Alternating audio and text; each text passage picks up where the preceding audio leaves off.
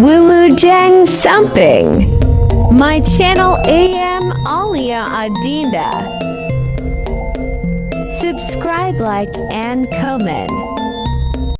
Kurang ibadah teu make ilmu acak-acakan. Lamun urang ibadah teu paham kanu diibadahan acak-acak. Wal amalul qalil yanfa'u ma'al ilmi billah. Amal nu saeutik pohara luar biasa manfaatna disertai nyaho ka Gusti Allah Subhanahu taala. Wal amalul katsir la yanfa'u ma'al jahli billah. Amal anu saadag-adag, amal anu sababaraha godag loba-lobana tapi bodoh ka Allah teu manfaat saeutik-eutik aja. Teu puguh atuh ibadah bari teu nyaho ka Gusti Allah mah. Mun teu nyaho ka Gusti Allah ke ibadahna salat bae ngahareupna teu puguh. Babacaanana diganti ku make bahasa Indonesia bisi teu ngartieun meureun Allah teh. Pan bolon eta kos kitu teu ngarti ka Allah mah acak-acakan ibadah teh.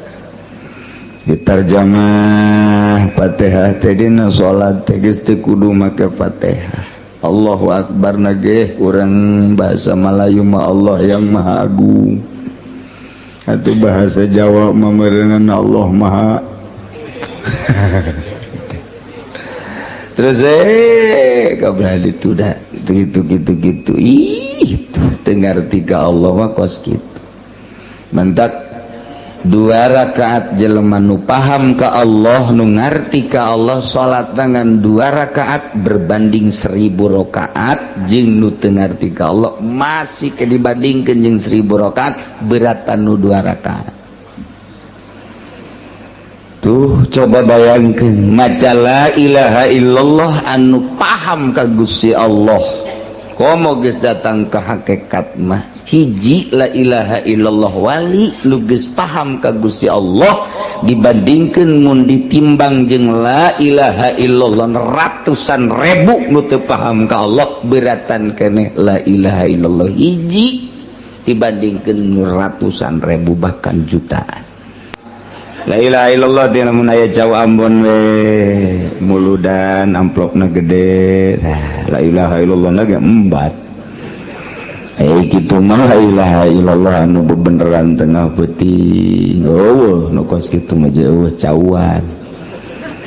Ta eta la ilaha illallah teh bisa ngabanding urang tek ngadoakeun hiji jelema make la ilaha illallah hiji nu paham ka Allah jeung nu berjamaah ratusan ribu jelema hebatan nu hiji. Lantaran hiji ieu mah ngarti ka Gusti Allah ta ieu urang ngaji teh hayang ngarti ka Gusti Allah Subhanahu wa taala. Dibandingkeun jeung salat sunah ieu gedean keneh ngaji. Malah aya nu can salat subuh. Ngaji bae lah pokona hewan. Aduh. Cek anu keur dieu ke ziar aing gitu. Teh salat subuh. Kamu bau bentek betul salat subuh. Insyaallah dari tuh gitu. Jadi urang ieu per minggu na urang ngaji teh hayang wauh jeung Gusti Allah Subhanahu wa ta'ala. Bentukna engke mun geus wauh ka Allah moal hayang ngridit eta geus wauh ta ka Allah tah. Lamun nu ngridit can wauh ta ka Allah teh masih kena jauh jeung Gusti Allah. Jauh teh cenah pugu kiai na ge imam jauh tah maka jeung ruku.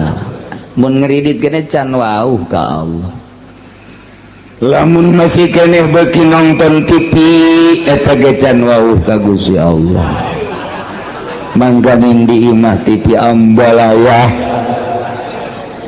tah eta can wauh ka Allah mun geus wauh ka Allah mah teu hayangeun nonton TV teh kecuali nu manfaat-manfaatna berita-berita informasi-informasi anu memang kitu penting baik politik maupun ekonomi nah eta teunana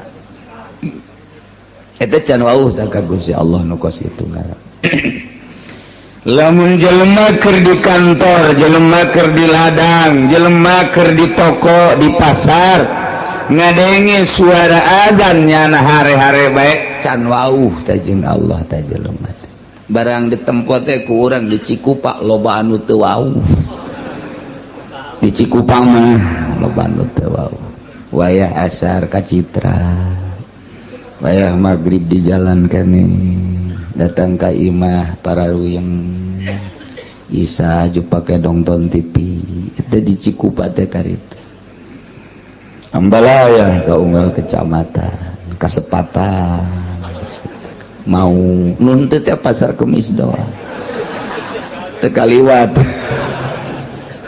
ya Allah ya Rabbi tewarau jadi nempo akhlak manusia jeung nempo jelema wauh jeung henteu ka Gusti Allah di deuleu afalna di deuleu pagaweana tuh nu mantak ge urang ieu ngaji hayang wauh ka Gusti Allah subhanahu nu mantak hayang wauh lantaran nu boga neraka jeung nu boga surga Allah mun geus wauh ka Allah mah begitu urang deuk di ka nerakakeun atuh bebeja we Gusti pan abdi geus wauh ka Gusti keur di dunia nonton TV tilok sekali-kali doang jabar Gusti paling ge abdi mah malam Minggu bae pagi-pagi malam Senin bae pagi di malam Salasa malam Rabu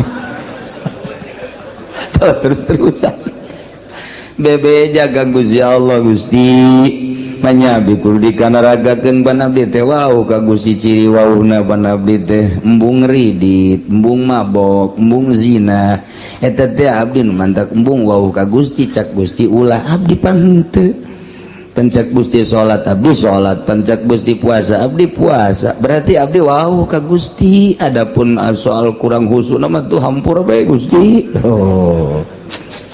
begitu tah oh cek Gusti jalan coba padahal banget sih adalah barang di dalam teh oh bener ada herang saya tiga banget malaikat aman genta mah wauh ka aing wauh emang cek malaikat ya setengah wauh lah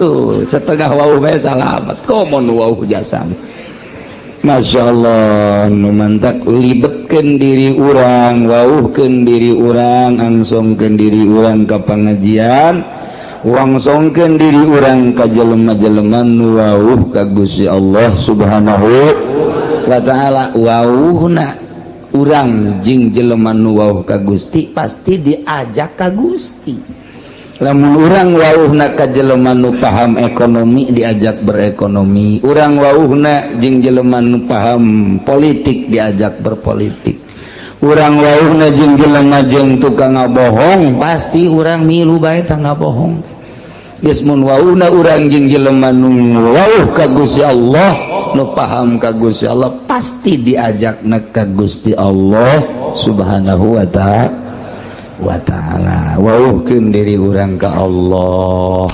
babari wauh ka Allah dia cek Kangjeng Nabi ti Gusti keneh man arafa nafsah arafa rabbah sajelema anu nyaho ka dirina bakal nyaho ka pangeran nyaho ka diri urang nyaho ka pangeran saha diri urang teh makhluk berarti nyaho pangeran teh khaliq saha diri urang mah butuh dahar berarti khaliq mah teu butuh dahar sebab Allah mah mukhalafah lil hawadis nyaho ka diri urang bakal nyaho ka Gusti Allah carana bertauhid coba gerak tibimiti wujud kidam bako mukhalafatus kabelah dituna terus orang bersyariat bertauhid berangkat timimiti aqwal datang ke ahwal urang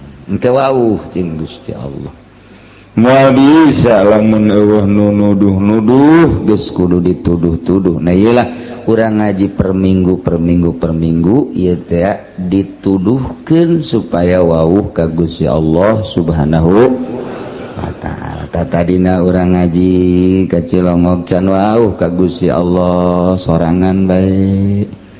Barang geus wawuh mah jeung Gusti Allah aya jelema nu milu diajak ku urang tawawuh tah ganjaran berarti Allah ridhoeun mun urang ngabonceng. Kabeneran nu dibonceng najahe. Lain ridho menang godog tungtungan. Masya Allah.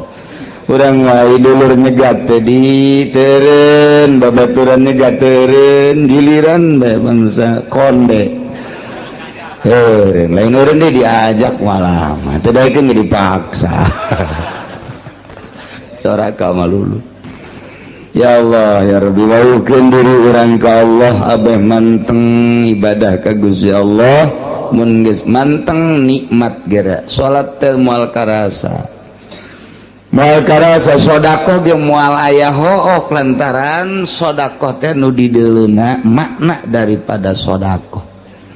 Kurang mah hitung-hitungan boga duit 100.000 sedekah ka fakir miskin 10.000 masih dihitung-hitung keneh. Aduh, kurang ge 90.000. Jadi kurang 10.000 hese neanganna mangkaning eta.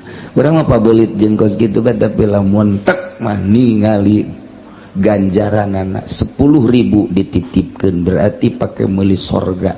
Naon hartina duit 10.000 lamun dibandingkeun jeung sorga Allah. Tah lamun nu kadeuleuna sorga nu kadeuleuna bidadari tuh digerokeun deui pake mesin kadieu sia kunaon ye kabeh ye urang lain kadieu sia kunaon 5.000 bae dicokot deui kembalian tah apo sodako make kembali teh kira-kira tuh ya can paham eta keur carita sodako boro-boro ka batur urang mah ka pamajikan ge pelit jasa ka pamajikan bae nu sagulung sagalang pelit keneh bae pelit jasa ka pamajikan teh bebeja ka balanja malu nu kamari panaya kombalina kamari iraha kamari kan sia nyokot sabaraha 100.000 meureun paling ge dibalanjakeun 20.000 teh kombalina ka mana beuka geus sabaraha poe eta sabaraha poe tungtungna mah gara-gara balanja hakeuk kadenge kata tangga Masya Allah kudunya oke ka balanja tah balanja dia tah balanja dia kak beul lain ya Masya Allah taya urang belajar nu dideuleuna ulah terlalu duniawi tapi nu dideuleuna ukhrawi bakal harampang kabeh nikmat belajar kos kitu teh kudu belajar kudu belajar lah mun teu belajar mah tumal bisa naon kudu belajar ke geus belajar bisa geus bisa jadi ahli geus ahli mah nikmat